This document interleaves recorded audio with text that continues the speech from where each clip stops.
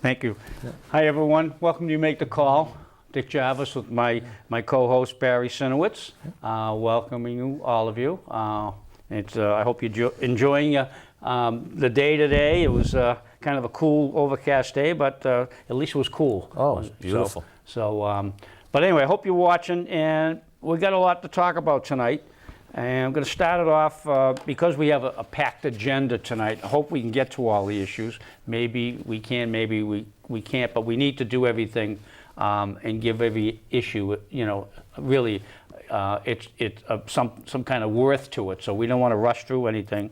And anybody that wants to call on anything, it's like an open mic night. We're going to start off with some issues that we want to get in.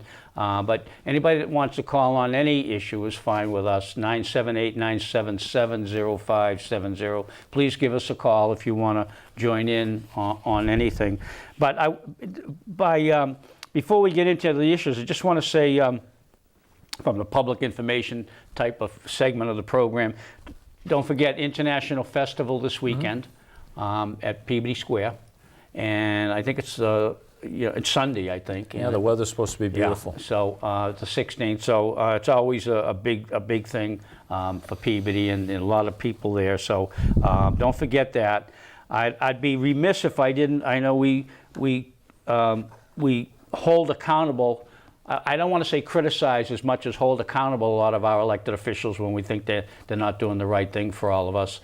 But we do try to balance it with saying thanks when they do something that's in our best interest, the public's interest. And Barry, a couple of shows ago, we had talked. I had gotten some complaints from people on Margin Street about coming from the Salem end of Margin Street towards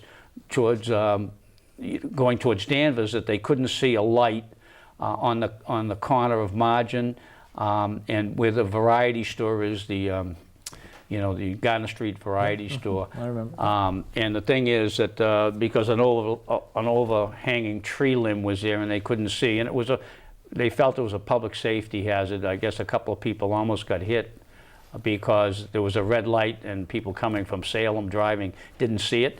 May not sound like much to you folks out there, but it's a big thing. If it was one of your loved ones that got hit because the car didn't see a red light and hit somebody, you'd be concerned about it. Well, we have to be concerned about those things because we're always trying to have our elected officials do the right thing for all of us. And I mentioned, Barry didn't, he didn't take his name. I did. I jumped on Councilor Gould for, maybe he ought to take a look at this and get things done. And obviously he did.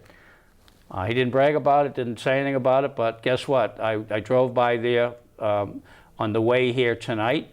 I was told by a neighbor that it was taken care of, but I wanted to see it for myself, and I did. I rode by this evening on the way here, and the branch had been cut back so that they could see the light.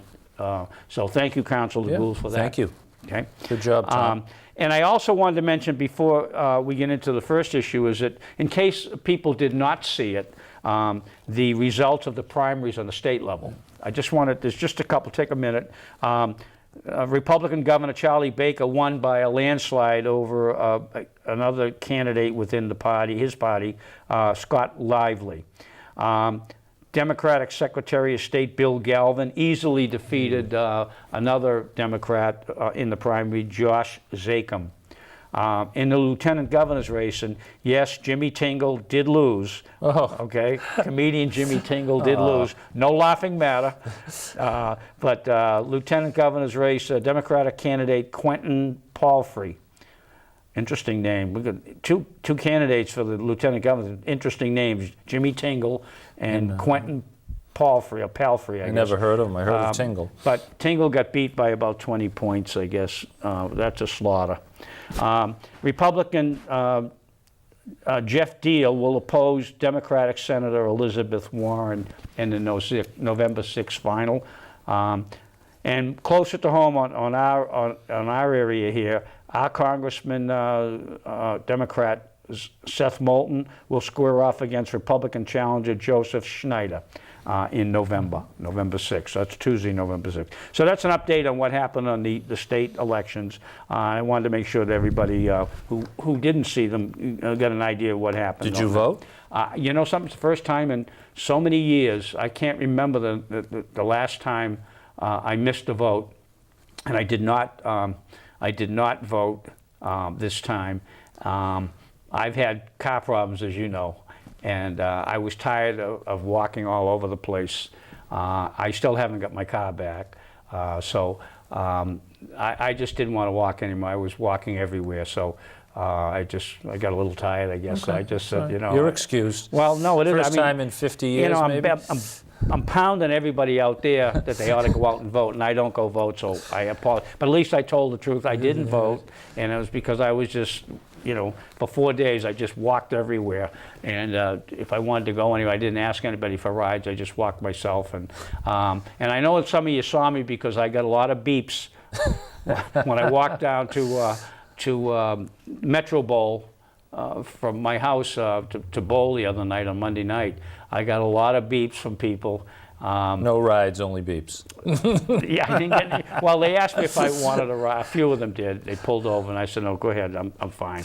And it was that drizzly night, you know. But I'm not trying to pat myself on the back. It's just I was tired Tuesday, and I took a nap, and I just didn't want to go down and vote. So anyway, but anyway, and so you have a right to beat me up on that. So I apologize for not voting. I'm ashamed of myself, but that's what happened. So I wish you hadn't asked that question, but you did. So we'll go there. Okay, so let's get to the. Barry wants to bring up one issue, an update. On a vote at City Hall tomorrow. So just quickly, we've rehashed this over and over about the cell phone towers and the whole issue. And just quickly, tomorrow night there's 2 votes on the City Council. One is for, I think, the first 7 polls, and that's the one where only 6 councilors can vote. Because they left early at a meeting? People weren't there. They might have had to leave early after midnight or whatever the reason was. So it's down to 6. That was the late night that council. Was the pot vote, I think, that went after midnight. Okay. And all it takes is one person to vote no, and that's done. So those 6 polls can go down the tubes by one person voting no. And the second vote, I think, is for roughly the second 7. I may be off a number. And that's the full council. And I don't want to rehash it, but I just wish they'd forget this poll stuff. Cut a deal, Verizon cut a deal with PMLP to use their polls and call it a day. But to start putting polls up all over the city, and then I'm sure AT&T is going to want to put up their own polls. It's just a mess, and let's put it to bed. And hopefully tonight they can resolve it. Okay. But I do believe the electric light will have a presence there tonight. The plant manager is going to be there to discuss or answer any questions. So hopefully they can work it out, and I don't want to ever hear about it again. Okay. And you had a special thanks coming. Yeah, you know, you talk about thanking counselors, and you know, one of my things is zoning and inappropriate housing in wrong places, and I wanted to thank the council for voting down the zoning for all the apartments on Route 1. Do I think it's going to come back again? Yeah, based on the comments of the community development. I think it was one of those things where he threw something against the wall, whatever sticks, maybe the council would bite. But I think the councils that voted against it, I think were Manning, Turco, McGinn, O'Neill, Rosignol, and Melvin. So thank you for doing that. I think that on carte blanche building would have a real negative impact on our community, our schools, and Tom Rosignol knows, he's on the school committee, and all those apartments going to have kids coming into the schools, with the issue of redistricting going to have to happen at some point. Right. So I'm just glad, and I want to thank them for doing that.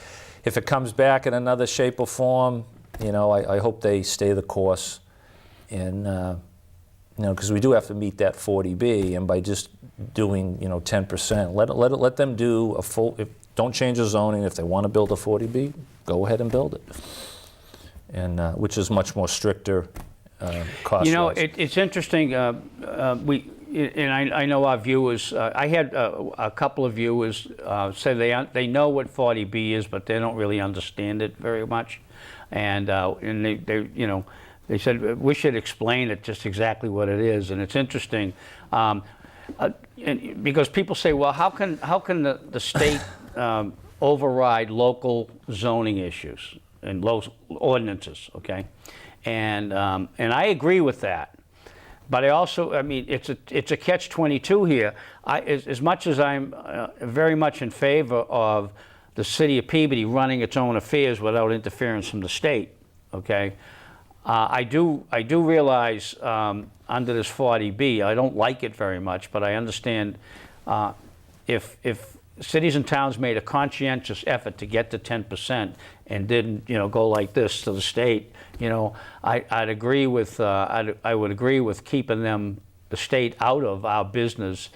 But it seems as though a developer could come in if he knows, a developer knows that our city doesn't have 10%, you know, affordable housing. Like right now we're at 9.3. Absolutely. They could see that, and they could just come in and build a 40B if they get the permits. But you notice they're not. Or they are trying to do it on Oak Street, but on Route 1 they haven't come in for there's one on Route 1 for 60 units. The rest are not coming in as 40B. They're coming in as, you know, free market, and there would be a percentage would be affordable, but the rest aren't.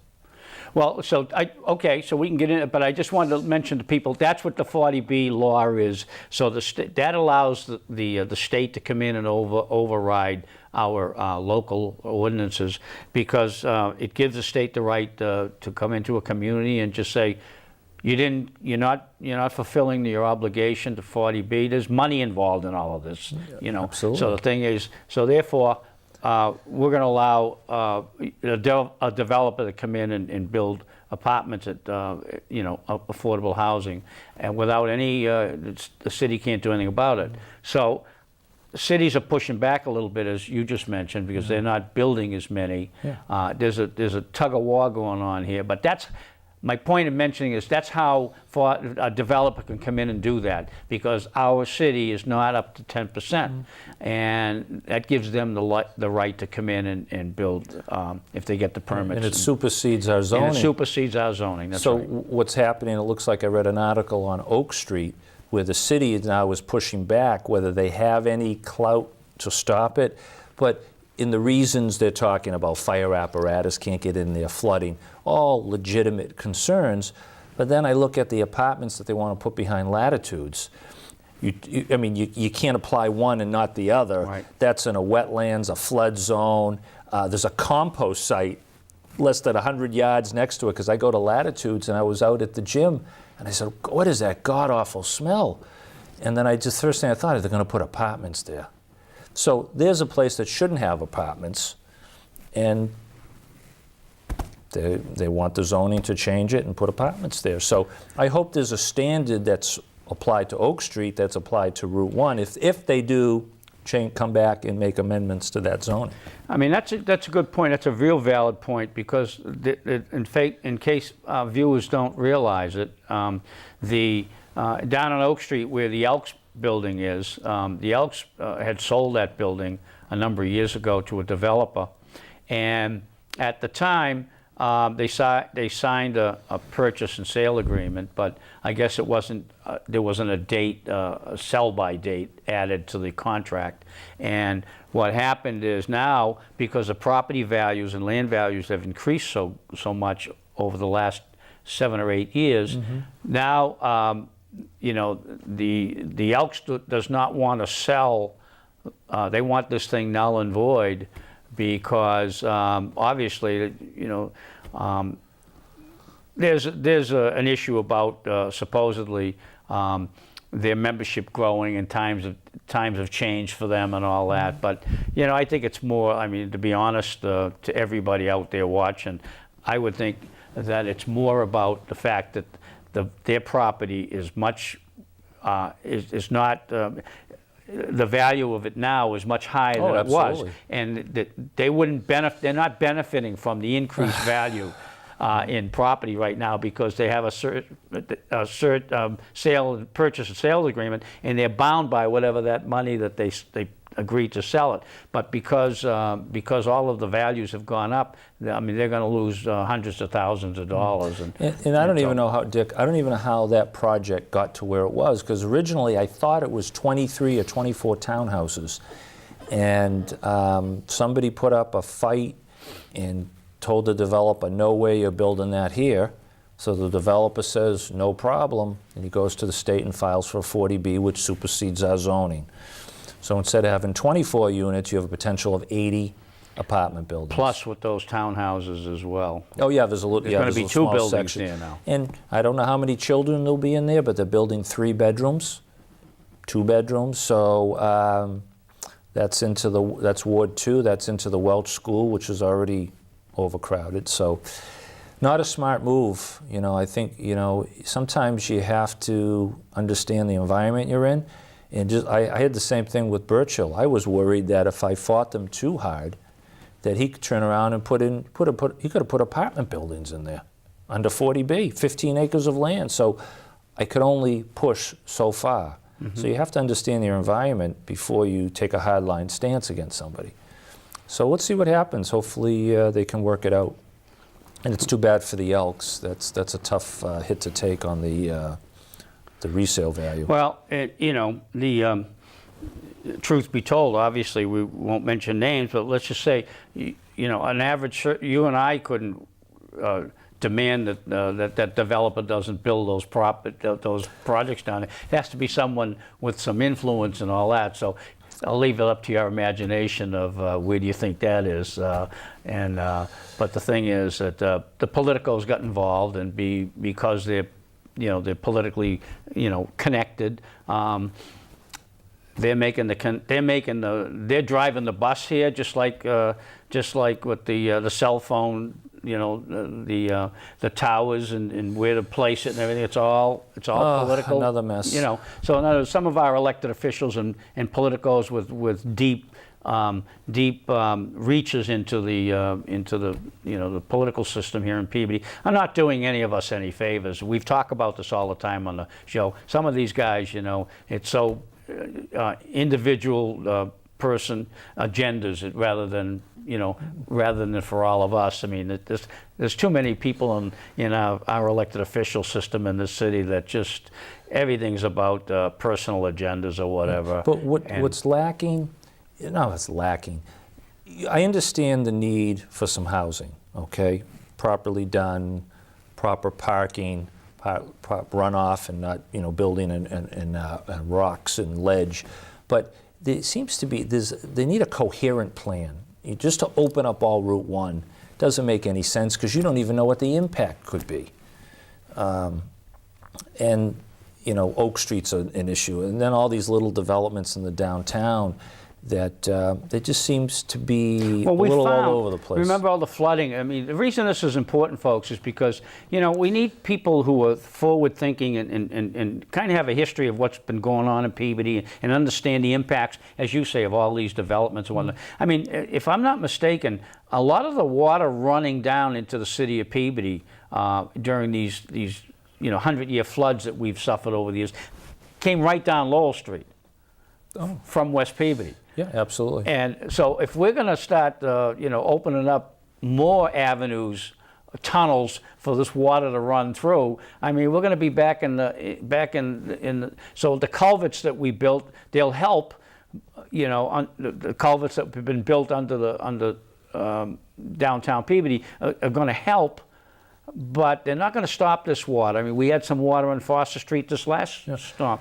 So the thing is, you talk about, like, we wanted to talk about this a little bit, you know, and did you thank the councils? You thanked the councils, right? Okay, so the thing is that it doesn't make any sense if they come back and they pass this thing on Route 1 for more apartments, because not only the water that we have to purchase to supply all those apartments and whatnot, but the water that may end up coming back into downtown Peabody. But you can't use an argument there and say it's built in a flood zone and therefore it's rejected. Then you look at Oak Street, which is also in a floodplain, and the state has approved it. The state has approved the Elk Street project, which makes me crazy, because the state obviously doesn't give a damn about our welfare and whether the city floods or not, or whether the people who unfortunately will go and try to purchase those or live in those buildings, they don't really care whether they're in a flood zone or not. They just want to make sure that they check off the box that says Peabody has 10% 40B. Absolutely. I mean, come on. I mean, how is that in our best interest to do stuff like that? That's what I mean about these elected officials. They're driving me crazy. Well, and this is a state level issue, because this is where these statutes are written. So it has to be changed at the state level. We want to control our own destiny. We don't want a developer coming in and say, I'm throwing 180 apartments here because I can. And if there's nothing you can do about it. So it has to change at this. If we had gotten the trailer park homes deemed, valued as affordable, we'd be well over. Well, what happened with that? I mean, because they were working on that to get a certain percentage of the mobile home parks up on Route 1. It kind of went nowhere. It kind of died on the vine. Well, see, these are worthwhile things that our legislators should be working on, because it really will help us to meet some of the state regulations regarding 40B. But it would also keep developers from coming in and superseding our zoning laws here. Absolutely. And zoning issues here. And I think that those are worthwhile. Those are very worthwhile, and I don't see them fighting hard for that. And I'd like to see us state legislators, slaters, and Senator Lovely and Representative Walsh fight for changing the 40B. I know the argument's going to be that if we don't force you to do it, you're not going to do it. I understand that. But maybe there's a way around that. Maybe the way they're building here, I don't see why we wouldn't, if they didn't change the zoning and they wanted to build some of those 40B. No one's building, that's the point, because it's much more financially restrictive on the way they finance it, because otherwise they'd be building them everywhere. Well, they're lucrative, not to be, but you have if they can limit 40B. So there's got to be a way. Can't they buy out? Can't they give? They used to be able to buy out, but that was taken out of our zoning, because people would just buy out the affordable part and give the city a little extra cash, and then we wouldn't help our 40B quote unquote number the to hit that. 10%, yeah. But back to Crown and Shield, that's a huge issue about that sale of that building. And once again, I haven't heard anything about it. Because there's 239 affordable units. If those were to go away, or even a percentage, that would just kick our number up higher, and you're never going to. It's like the dog chasing your tail. I don't think we'll ever get there.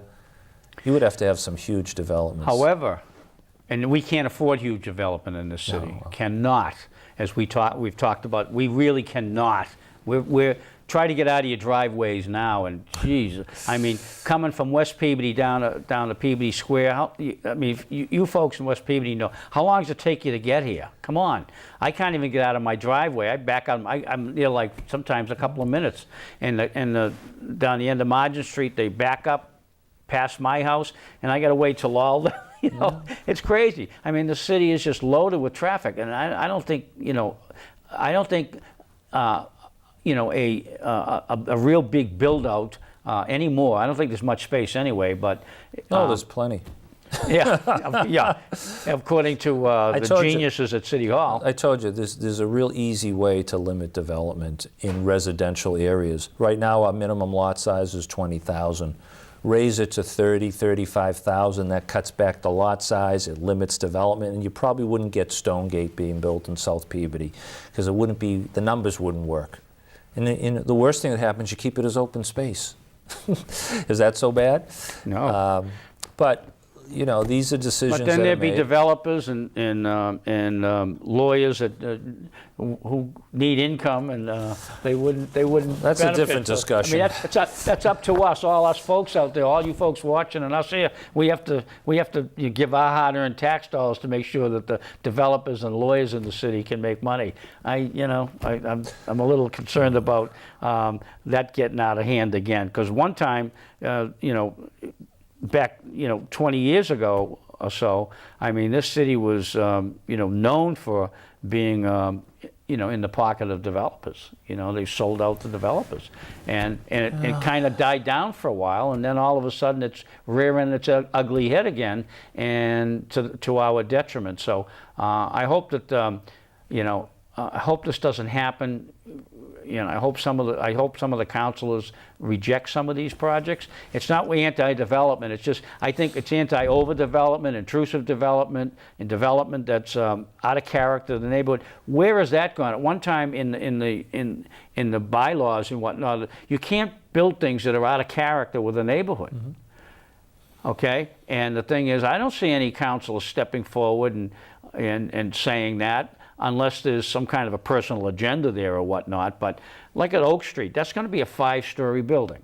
Okay. Now, yeah, maybe there's some buildings on Main Street that are 5 stories high. You had a building over there. Yeah, there's one Danisco built on the gateway to our city from South Peabody. Oh yeah, the pink and polka dot vinyl sided. With the but I mean, apart. I'm talking about maybe there's a couple of buildings in that area but that neighborhood, I know that neighborhood pretty good. There's not Aborn Street. There's not a lot of height in those, and that would tower over everything. And that. But now they're rejecting it. Community development is going to reject that project, which is the right thing to do, but they're doing it for the wrong reasons, I think. I do. But they're using things like, well, it's in a floodplain. Well, so isn't the projects that they want to build on Route 1. Well, so what are we doing here? If you're saying no here and yes here, what's the deal? So that tells you there's some politics involved, and that's what's bothering me about Oak Street. That's one of the reasons I mentioned it. And I think that I think it's money. I think the Elks, no offense, great organization, but I think they've lost out on the property valuations going up when they sold that building 7 or 8 years ago. Property values have gone up. I don't know what they are in Peabody. It's huge. 14% maybe, 12%. I don't know what it is, but they've lost a lot of money on the value of their property. So I think that's what's happening, and I think it's more that rejection of that project. They don't like it. They don't want it. Now they talk about things like what's in a flood zone, and the impact on the water, impact on whether they get fire and police safety there in time, and all this kind of stuff that everybody always says about quality of life. When people complain about traffic and noise and safety of the people that live in the housing, because you want to make sure you can get emergency vehicles over there. Water pressure, they talk about water pressure. They don't worry about water pressure now.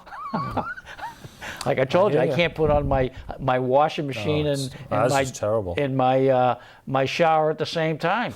And I'm sure all of you in this, I'm not saying I'm the only one. I'm sure a lot of you out there, same position. They're not worried about water pressure now, but all of a sudden now they're rejecting this. So they're using things to reject this project that are already in place now for some that have already been approved. So what the heck is going on here?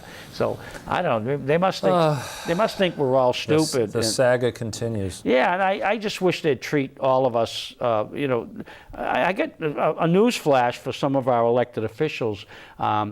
All Peabody citizens aren't dumb.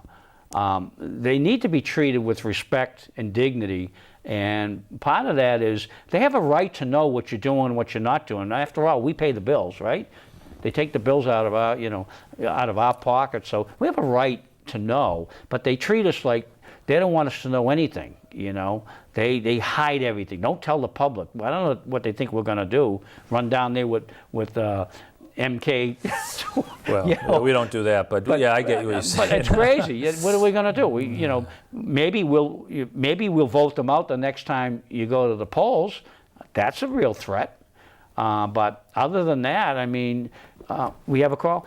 But so anyway, I just wish that they would be more respectful to us as an intelligent group of people who pay the bills and want to know and understand what's going on in our city. We have a right to that. So, caller, you're on. Hello, Dick. Yes. Is this the Dick Jarvis show? Let Barry speak once in a while. Okay. You're talking about a subject near and dear to me. And I think I mentioned it more than once on your show. Development in the city of Peabody is run by the developers of the city of Peabody, not in the best interest of the residents. Oh, thank you. Did you hear me? Thank you. Thank you. Yeah, we can hear you. Ahead. Go ahead, caller. Oh, okay. I'm watching you and trying to listen at the same time. Well, you told me I talk too much, so I'm going to get a drink of water to kind of... Let's go to the Elks on Oak Street. As you rightly pointed out, it's in a floodplain. And back in 1980, the city passed a flood boundary district overlay, Barry. Remember the overlay? Yes, I do. Because it's very important when we talk about overlay districts. That said in the ordinance that's current, residents are not allowed in a floodplain. Yet it went before the Conservation Commission when Larkin Realty came before the Conservation Commission for permission. It was pointed out at that time, back in probably about 4 years ago now, that residents was not allowed in the floodplain.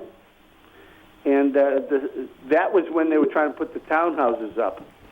And then they tried to subvert that and go to a 40B housing project. Correct. Which went to Mass Housing. And Mass Housing is a quasi-public agency because I talked to the director of Mass Housing and I asked her, what does the city have to do to stop this? And she said to me, all the city has to do is say no. Well, I said, then we don't have a problem. All the city councils that I talked to, and mayor included, don't want a 40B housing down the middle of the floodplain. But guess what? Politics being politics, Mass Housing, who nobody in the city of Peabody elected, nobody in the state elected, they were all appointed by some politicians.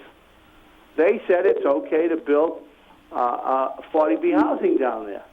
And out of the, I think it's, Barry, did you say how many housing units? 140?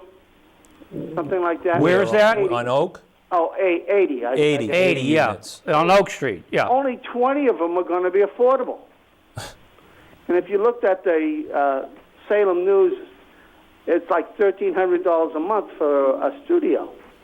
Now, That's right. not affordable to me. Well, I don't think it's affordable to any one of you guys. no, not at all. But it's a numbers game, and why do we have affordable housing, and what is it? That's the question you guys should be asking and answering. Affordable housing is subsidized housing by the government, both state and federal.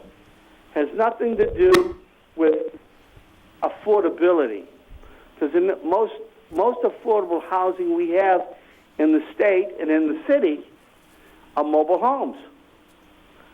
I did a survey of mobile homes up in Peabody, and we had about 700. And those were ruled out as affordable. They were ruled out as affordable. Why is that? The reason why is developers don't have a stake in the game. You got Those it. are all manufactured homes outside of the state that are brought in. We don't need electricians. We don't need carpenters. They plop them on a site, and they don't pay real estate taxes. Yeah, Which is why the city's not pushing for more mobile homes. Because mobile homes, the typical rent for a mobile home is about $300 to $500 a month. That's correct. that's certainly affordable. That's affordable to me. Yep. And since we're looking forward to some future hurricanes hitting the coast. If you go back to the Houston and Texas and down there, they were talking about the cost of trailers or mobile homes down there, and they were arguing, discussing the point that the prices of the mobile homes were going up because of the increased demand. And they were quoting a price of about $100,000 a mobile home. You can't buy an empty lot for $100,000 in Peabody. No, But you no, could no. put a brand new spanking mobile home, fully furnished, at $100,000. But right now we're talking in Peabody to buy a typical home. You're talking $350,000 to $500,000 to buy a house in Peabody. So on this affordable housing, and the rejection by the city, by the community development department, the city's community development department, rejection of this Oak Street, the reasons cited are almost, inconsistent with the approval of what they have approved up on Route 1. Yes. So how do you? I mean, so this is where this is where the politics comes in. I mean, if you start comparing one to the other, that was our point about this whole thing, caller. It's the influence peddling is what it is, because we want an overlay district up on the BR1 district, which is Route 1. No, the DDD for the... And well, the DDD, according to what I heard, was a right. It's in our zoning. Yeah, it's in our zoning. It's a right. But the BR1 district, which is Route 1, they're looking for a special overlay district to put in By special permit. family By housing. by special permit. That's right. By special permit. And we already know we're not going to increase roads in Peabody because you'd have to do some land taking. We don't have enough roads to move all the cars going through Peabody, never mind staying in Peabody. And we don't have the water, because as we mentioned earlier, we have a water shortage, and if you increase the demand, you're going to increase the cost for the residents, the homeowners, to buy more expensive water. When you get your next mortgage bill, you'll see the that bill being affected by increases in what is it on the mortgage bill? Escrows. Escrow account. Yeah, because of the escrow account, there's a deficiency in so that's because of what's going on in Peabody. But let's wrap it up though, because we want to. Yeah, we have some other Okay. topics we want to get to. But the other thing is though, I don't know if you agree with us or not, caller. If no one says anything about all of this, what's going on, these people that run the city, our city, are just going to keep going their merry way. And some people have said, "Oh, you guys complain too much." Well, someone has to complain when you see things that you don't think are right. And I just wonder. I just wonder if anybody's really paying attention to why we bring all this up. I know you're more informed than most about what's going on, but I just hope they think that we're doing this for all the right reasons, to protect our own quality of life in this city, and not go hog wild, and because there's a square inch of land that isn't developed, that somehow someone wants to put something on it, Well, I think that was the thing you're right. You're absolutely right. What they're gaming us on is that we are not an educated public, and that we won't see the impact until years later when we say we should have known better. Well, look at some of the older cities like Lynn and Lawrence and whatnot. That's exactly what happened. I mean, if you look at cities and towns like Everett, Somerville, where they're parking cars all over the sidewalks and everything else, because remember, we have a community development department and a planning department that's supposed to be looking forward and saying, how do we make this place better, not worse? They're looking for development, which means development at all costs. And The taxpayers I have to hear pick it you. up. And I agree with you. Carl, I'm going to ask you to, good call. All right. Well, Thanks thank you very much. for your time. Appreciate your comments. Yep. Take care. I want to touch quickly on two topics left. One is the adult store on Route 1 that's on the council agenda. There's been comments on Facebook, and some people are against it, some people are opposed to it. That's the Adam and Eve? Yeah, where they sell all the kind of the sex paraphernalia, and so it's coming before the council. The zoning allows it. Our adult zone runs from, it's basically Route 1 South, from the Danvers line to Spinelli's. They do have some buffer zones. I think you can't have an adult store or a strip joint within 1,000 feet of another one. So I don't know. That's to protect the business. Right. Not us, folks. But you know, it's funny. There's only a We have a 200. call? Okay. There's only a 200-foot buffer zone from residents. We'll be right with you, caller. Sorry about that. Go ahead. There's only a 200-foot buffer zone to residents. So I don't know, you know. So look, as in terms of, you know, if you're looking at the morality of it, but the legality of it is that we have it in our zoning, and I don't see, unless there's no desirable local need for it. That's a different discussion. But I don't see how you can without causing a lawsuit. If it's in our zoning. Right, right.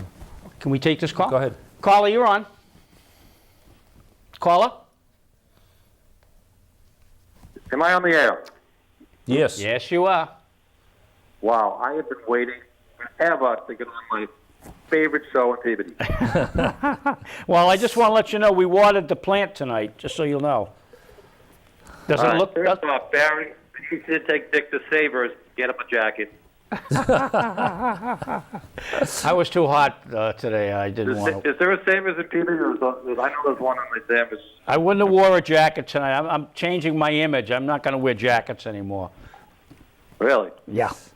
Getting too big for them. They're not fitting me anymore, so I have to...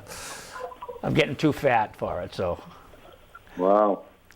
But anyway, so Well, what's on your mind? You don't want to look too good. You know? It's one of my favorite sayings. Look too good. All right. So what's on your mind? So what's on my mind? What is going on with the? I heard Barry talking about the cable. Is there a meeting tomorrow night on the cable and Cell phone, the only right? game in town? And It's not about per se cable, Comcast, all that type of thing with your television. This is about cell phone towers and antennas on telephone poles. That whole mishegas, you know, that's been going on for a Right, couple of years. well, whatever happened to like RCN? Well, didn't they want to come in here? And you know, I know that Verizon didn't want to come because it cost too much money or something. You're breaking up, but you're asking. Okay, you're not really. You're asking the question about the cable. About cable. Okay. Competition for Comcast. Yeah, and you know there was some proposals.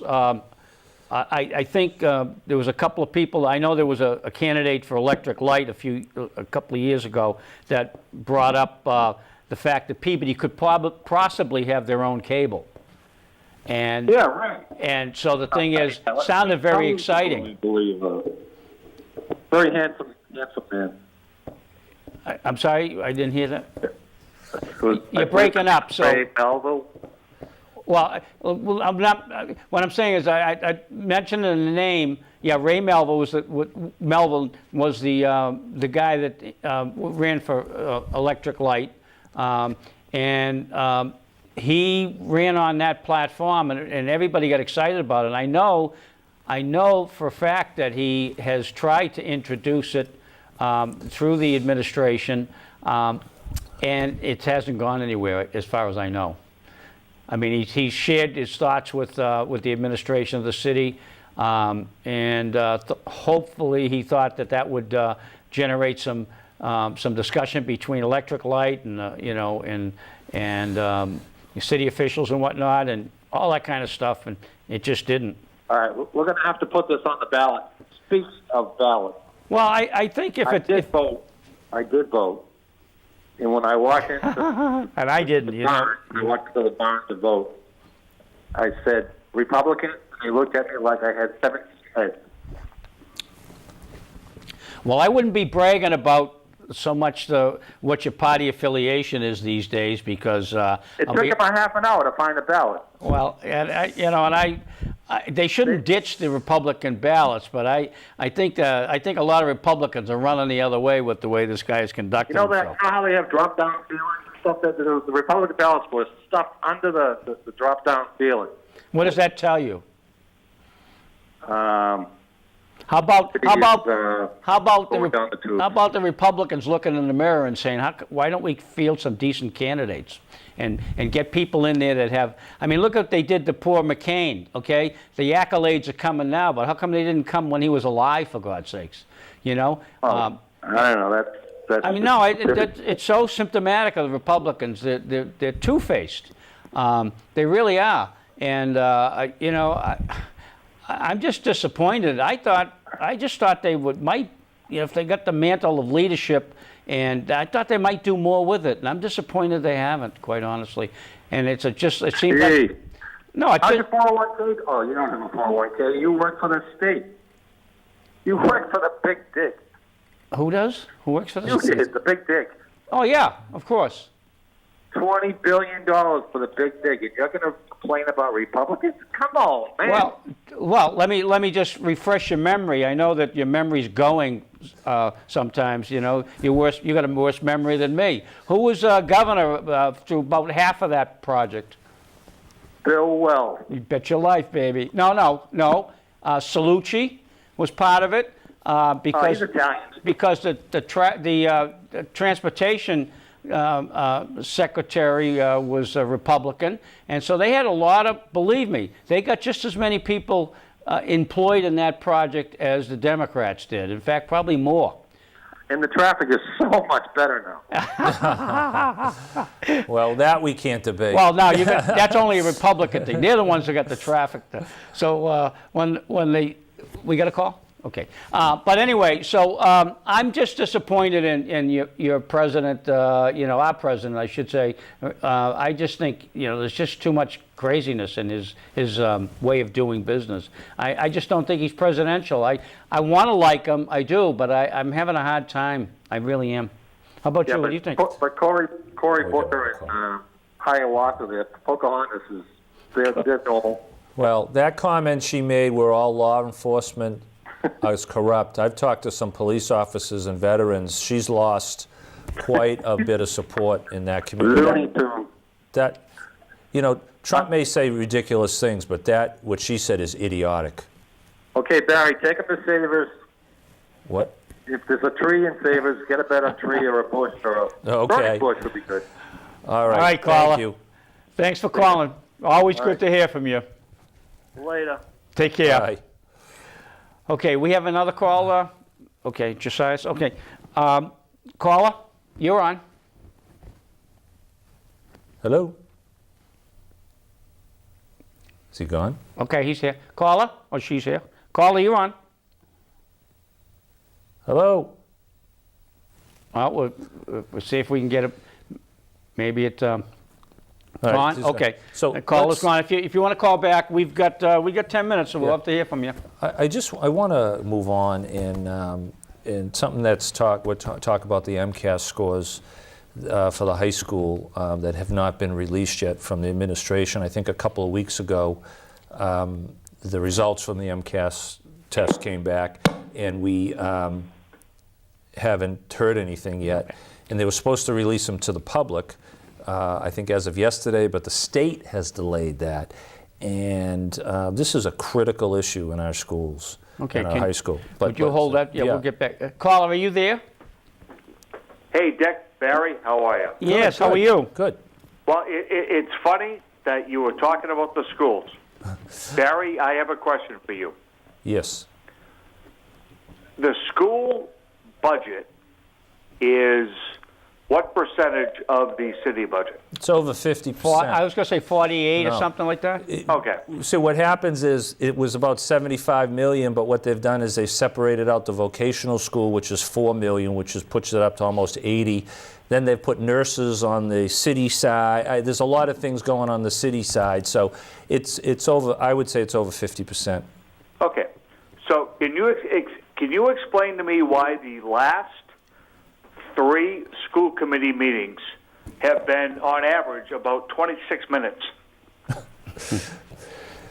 I can't, I don't know what and when I say this, last night's meeting was 30 minutes. The school year began. Now, we knew that there was an issue with the bus, with one bus. That's fine.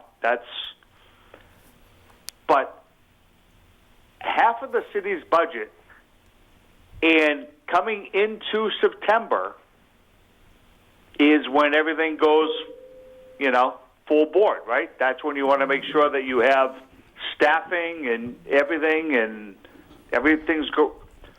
30 minutes. 30 minutes.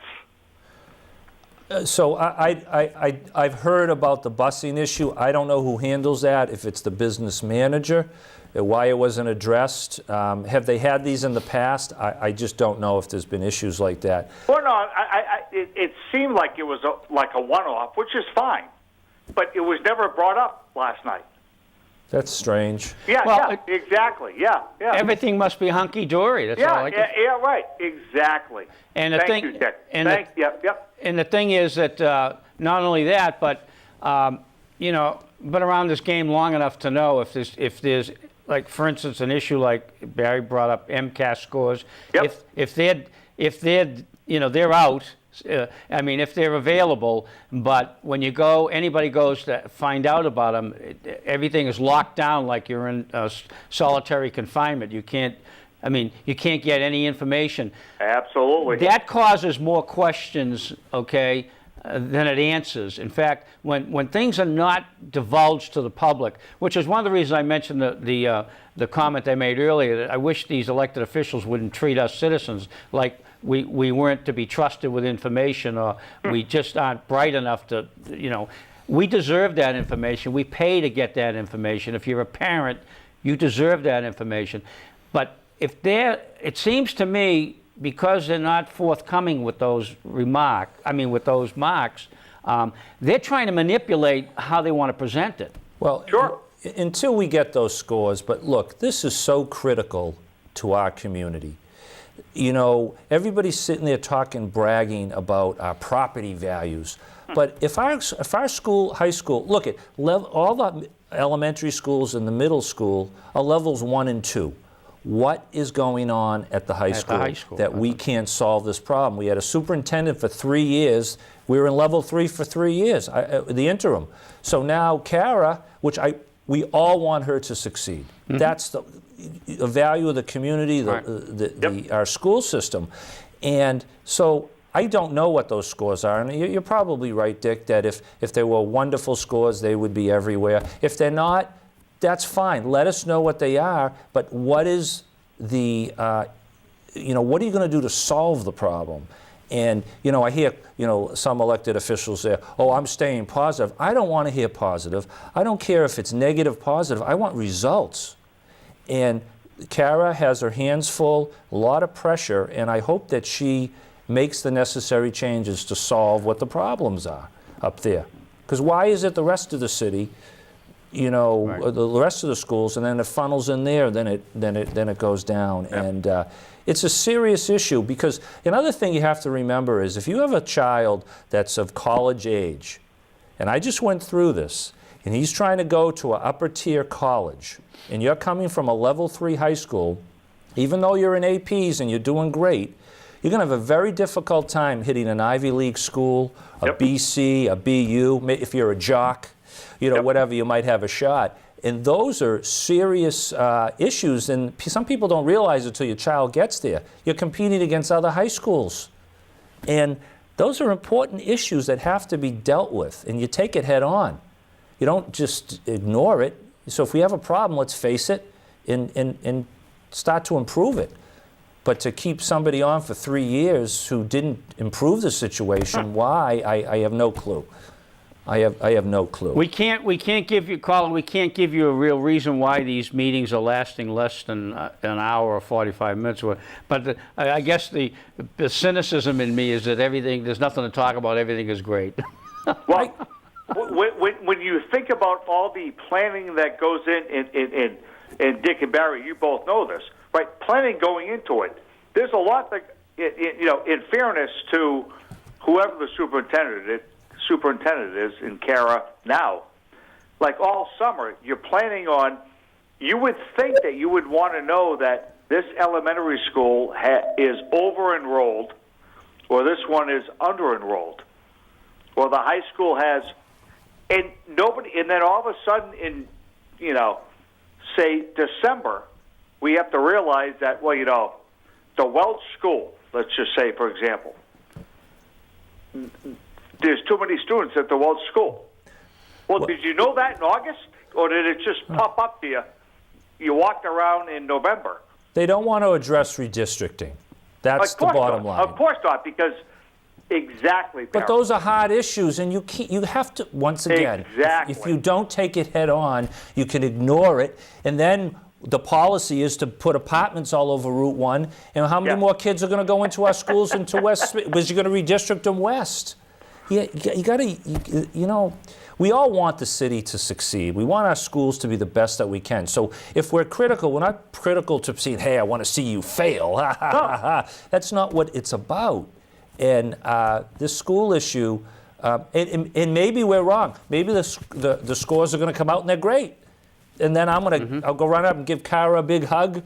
And you're on the right track. Let's go. Keep moving forward. Or maybe I need to give Levine a hug. I don't know. Well, they said, we all know they set her up to fail.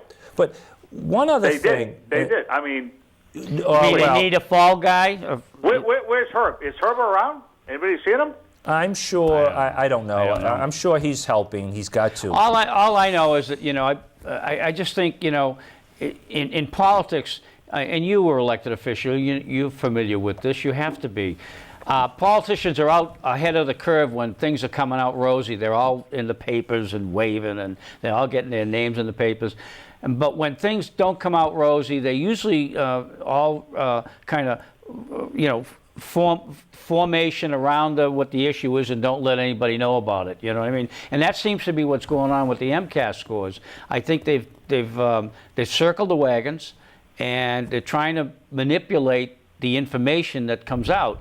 And so that should be bad news to the parents, I think, of this city, and also the citizens who, support the school system through their taxes. Guys, one thing that has boggled my mind, I call her, and I think she's great on the school committee, because I think that, but I call her the failure of every other election, is Beverly Griffin Dunn.